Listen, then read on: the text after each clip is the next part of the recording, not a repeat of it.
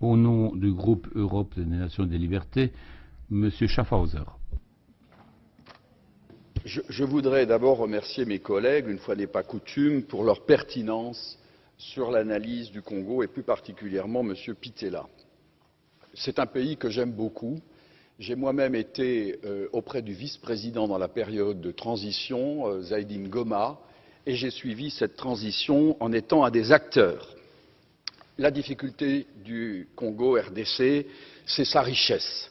Puis-je rappeler que Laurent Désiré Kabila était allé chercher, on est allé le chercher parce que l'Ouganda et le Rwanda avaient décidé, sur ordre d'une puissance extérieure, je peux donner des précisions, d'envahir le pays.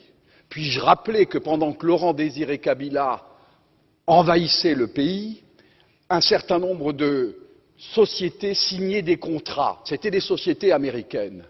Puis-je aussi rappeler que lorsque Laurent Désiré Kabila se retourna en étant un patriote pour son pays, on décida, ici à Bruxelles, j'ai eu l'information, je peux dire de qui, il est décédé depuis, son élimination, et qu'on est allé à Washington chercher également l'ordre, et il fut éliminé 15 jours après. Et puis-je rappeler qu'on est allé chercher alors Joseph Kabila en se disant, ce jeune, on le manipulerait parce qu'il n'était pas il était de nationalité rwandaise et qu'on allait en faire un président. Tout ceci est de la manipulation.